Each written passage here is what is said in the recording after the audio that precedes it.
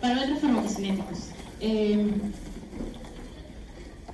Las fases de la farmacocinética, absorción, distribución, metabolismo y eliminación, van a poder ser evaluadas o van a poder ser medidas o van a poder ser comparadas dependiendo de algunos parámetros que tienen que ver con la farmacocinética como estudio del fármaco. Uno de los parámetros que se suele utilizar es la semivida o el tiempo de vida media. ¿Qué es la semivida o el tiempo de vida media? Es el tiempo necesario para que se reduzca la concentración plasmática en 50%. O sea, nosotros vamos a dar la curva de concentración plasmática, va a ser así. Tomamos el fármaco, en el plasma va a aumentar hasta que llegue a un tope. Luego se va a ir eliminando y ahí sigue la curva sigmoidea, ¿no? Entonces, ¿qué va a pasar? En un punto en el tiempo, yo voy a haber limitado la mitad del fármaco. Entonces, ¿cuánto es ese tiempo? El tiempo de vida media. El tiempo que yo necesito para que la mitad del fármaco haya sido disminuido de la concentración plasmática. Para que la mitad de la concentración plasmática se disminuya. ¿Sí? Lo vamos a ver mejor en el gráfico, pero ese es el concepto tal cual de tiempo de vida media. Volumen de distribución. Habíamos visto en la parte de distribución que el fármaco necesita distribuirse a todos los tejidos. Entonces, el volumen de distribución es el volumen de líquido teórico necesario para contener todo el fármaco en el organismo a las mismas concentraciones que está presente en sangre. Por eso es que el volumen de distribución tiene dos variables, la cantidad de fármaco que hay en el organismo y la cantidad de sangre o plasma que tenemos. Y a partir de ahí es el volumen de distribución. Y esto varía de fármaco en fármaco. Y eso también nos va a determinar qué tan rápido se ha distribuido un fármaco o no. Volumen de distribución. Otro de los parámetros farmacocinéticos es el área bajo la curva, o ABC, que pueden ser de dos tipos, desde el punto 0 hasta el punto T, que es el punto de tiempo de corte que hemos medido, o desde el punto 0 hasta el infinito, que es un punto teórico y que se hace mediante un algoritmo, pero es una medición teórica a partir de datos existentes. Entonces, en general, el área bajo la curva determina la cantidad total de fármaco que hay en la circulación sanguínea. Y a partir de aquí es que nosotros determinamos la biodisponibilidad plasmática. Cuando hablamos de biodisponibilidad plasmática, justamente estamos hablando de cantidad de fármaco que ha llegado a la circulación, dependiendo de la vía por la cual nosotros hayamos administrado el fármaco. El aclaramiento clearance, que ya habíamos mencionado un poco de esto en la primera parte de la exposición, es el volumen de plasma que se depura completamente de un fármaco por unidad de tiempo. O sea, ¿cuánto de fármaco excretamos por unidad de tiempo? Eliminamos, por unidad de tiempo. Y la eliminación es la suma de cuánto metabolizamos y cuánto excretamos en relación a cuánto todavía hay de concentración en el plasma. Ese es el clearance.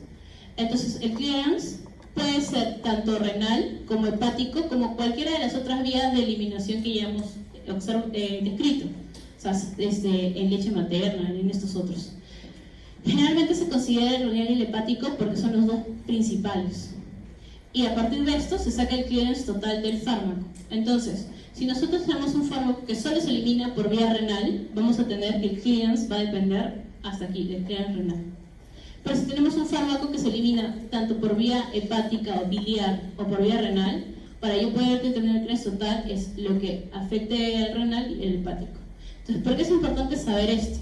Porque si yo tengo un fármaco que se elimina por vía renal y hepática y mi paciente justo tiene comprometido la vía renal, lo que va a hacer es que este clearance hepático va a compensar el clearance total del fármaco. ¿Sí? Entonces es importante saber cuáles tienen eliminación o clearance exclusivamente renal, exclusivamente hepático o aquellos que tienen la posibilidad de eliminarse por las dos vías. Entonces, biodisponibilidad. Ya, el área bajo la curva, AUC es área under curve, que es área bajo la curva. Es el grado de fracción en que una dosis de fármaco llega a su sitio de acción, dependiendo de qué es la circulación sanguínea, dependiendo del lugar donde nosotros lo hayamos administrado.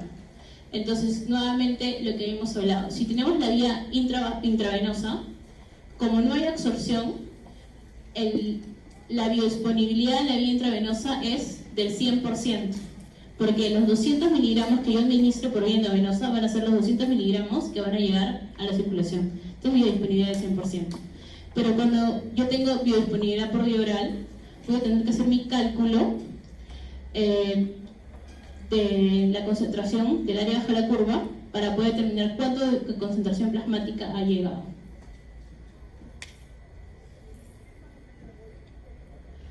Otro de los parámetros es la concentración máxima, o Cmax.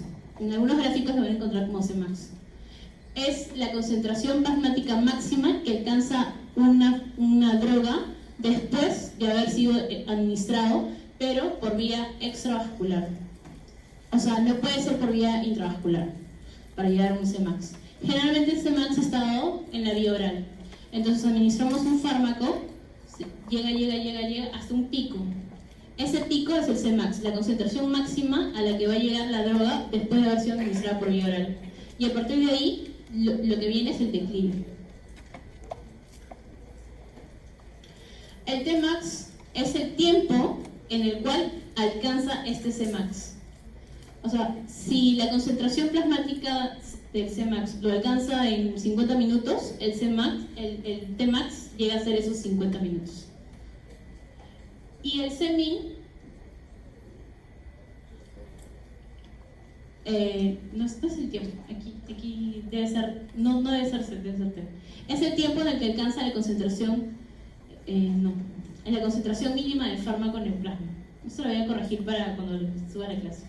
Ya, el Cmin es la concentración mínima en plasma detectable de ese fármaco, el Cmin.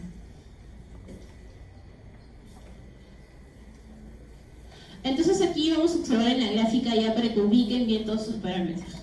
Entonces, esta es la curva de cinética, de farmacocinética, que siempre es una curva de cantidad de fármaco en plasma o en sangre en el eje X, el tiempo. Entonces es un gráfico XY que relaciona el tiempo por la concentración plasmática. Siempre las curvas cinéticas van a tener esos dos componentes. Entonces ahora en práctica, cuando hablen acerca de parámetros farmacocinéticos, tenemos que armar este tipo de gráfica. ¿Ya? Entonces, ese es el tiempo en el que el paciente toma su medicamento. Toma el medicamento y se va a ir absorbiendo en el tiempo hasta que llegue a un punto de concentración máxima que va a ser el Cmax, concentración más alta del medicamento que va a ser detectada en sangre. ¿Sí? A partir de aquí ya comienza la disminución. ¿Y por qué disminuye? Uno, porque se metaboliza, y otro, porque se excreta, por las dos. O sea, hay clearance. Y el clearance de eliminación es metabolismo y excreción. Entonces va a ir disminuyendo, y cuando disminuye a la mitad de esa concentración máxima, el tiempo que se demora es el tiempo de vida media. ¿Sí? Ahora ya nos ubicamos mejor con la definición, ¿verdad? Ya. Entonces, ¿por qué es importante este tiempo de vida media? Porque a partir del tiempo de vida media yo puedo calcular la dosificación del fármaco que necesito. ¿Ya? Porque a partir del tiempo de vida media yo digo, ya, en este punto ya eliminó la mitad. Pero como sigue una cinética de orden 1, no sigue la cinética de orden 0 la mayoría de fármacos, no se elimina así de rápido. O sea, cuando pasa otro tiempo de vida media, ya no se vuelve a limitar el otro 50%, sino que puede ser el 30%, por ejemplo. Y que en otro tiempo de vida media se elimine el 10%. Y cada vez que se avanza en el tiempo, a partir de este punto, se va estirando cada vez más la pendiente. Así. Eso va a depender de algunos fármacos que tengan un tiempo de vida media más prolongado que otros. Entonces, cuando yo digo que la droga ha sido eliminada por completo del organismo, entre 5 tiempos de vidas medias post administración del fármaco, aproximadamente. Entonces, esto es importante cuando yo quiero decir que he limpiado al individuo de haber administrado tal fármaco. O si yo quiero mantener ciertos niveles de concentración plasmática, ya que cada vez que yo lo administro esté por encima del 50%, entonces cada tiempo de vida media yo tengo que readministrar otra dosis, cada tiempo de vida media yo necesito readministrar otras dosis para mantener siempre la concentración por encima de ese 50% de concentración plasmática. Entonces, ¿para qué le sirve el tiempo de vida media? Para la dosificación o cuando yo quiero estar seguro que ya no tengo ningún rasgo de fármaco en un individuo. Entonces, aquí, cuando yo llegué al Cmax, ¿en cuánto tiempo llegué al Cmax? Es mi Tmax, mi tiempo máximo de concentración. Y mi C mínimo es la mínima concentración detectable en sangre. Quiere decir que ya no tiene medicamento, no, sino que es lo mínimo detectable.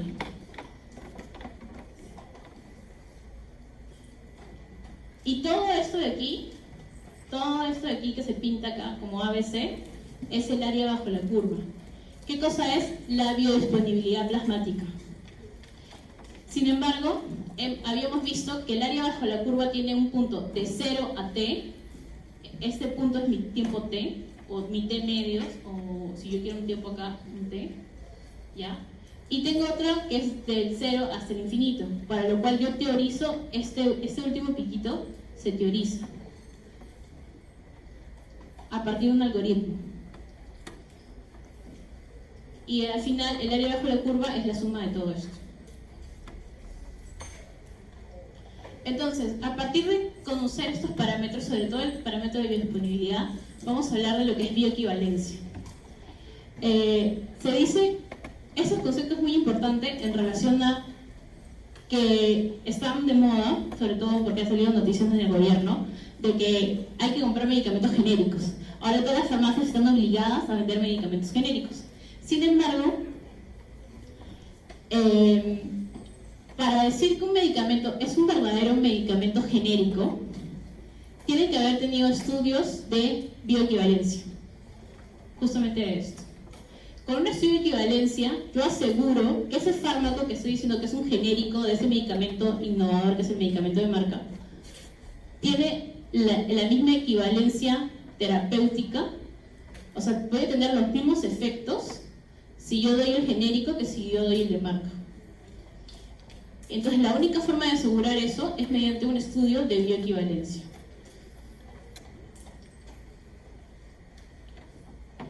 Entonces, en los estudios de bioequivalencia se van a hablar de dos tipos de biodisponibilidad, la biodisponibilidad absoluta y la biodisponibilidad relativa.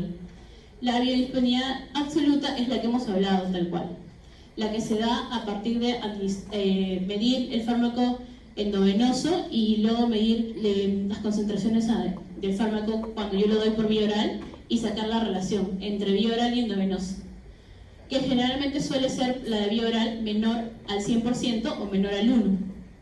Esa es la absoluta, la que se calcula y es la teórica. Pero yo puedo tener una biodisponibilidad relativa que va a depender de las diferentes formas farmacéuticas, porque hay que saber que cuando nosotros tomamos un medicamento, no sé si ustedes se han dado cuenta que hay algo que se llama excipiente. ¿Sí? ¿Ustedes han visto? Dice medicamento, el nombre del medicamento, su forma farmacéutica genérica, su principio activo, y aparte dice excipientes tanto de peso, y es muy chiquitito. Entonces, hay algunos medicamentos genéricos que van a variar de excipientes, y esos excipientes pueden hacer que justamente varíe la forma en que ese fármaco es absorbido. Por ende, hay una biodisponibilidad absoluta, que es la teórica, y una biodisponibilidad relativa, que se va a ver diferida por las diferentes dosis y las diferentes formas farmacéuticas.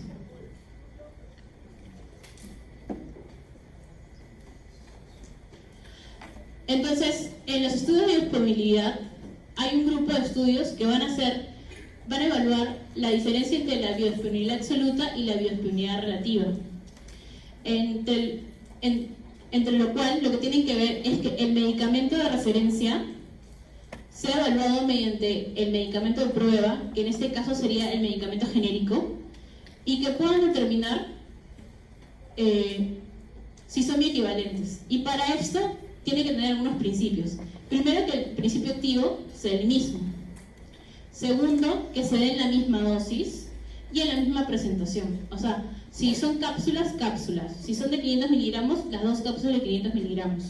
Y que a partir de esto, asegurar que el efecto terapéutico que yo estoy obteniendo sea similar. ¿Por qué? Porque cuando yo digo que un medicamento es equivalente al otro, estoy asegurando que la variabilidad que hay entre ellas es tan pequeña que el efecto terapéutico final es el mismo. O sea, la variabilidad que tienen entre una de ellas, porque no son la misma droga, entonces siempre va a haber una variabilidad. Nunca va a ser igual 1 igual 1. Va a ser uno que es 0.89 igual al 1. No está dentro del rango. Pero yo puedo asegurar, diciendo que un medicamento es bioequivalente a otro, que mi efecto terapéutico final no va a ser diferente a partir de la pequeña diferencia que pueda haber entre las concentraciones en plasma que me lleguen de uno a otro. O sea, la concentración, la biodisponibilidad relativa, la variación entre el fármaco de referencia y el fármaco de test es tan mínimo que mi efecto terapéutico es el mismo. Entonces se realizan generalmente estos estudios de equivalencia, ¿ya? Para que se realicen en los países se necesita la autorización de legislaciones de intercambiabilidad de medicamentos, que ya existen en el Perú, pero eso ya se está comenzando. Y lo que se hace es estudiar un lote, que en ese caso se llama biolote, que es sometido a la aprobación por la autoridad sanitaria, que en nuestro caso sería Digemit. Y eso sería todo, chicos.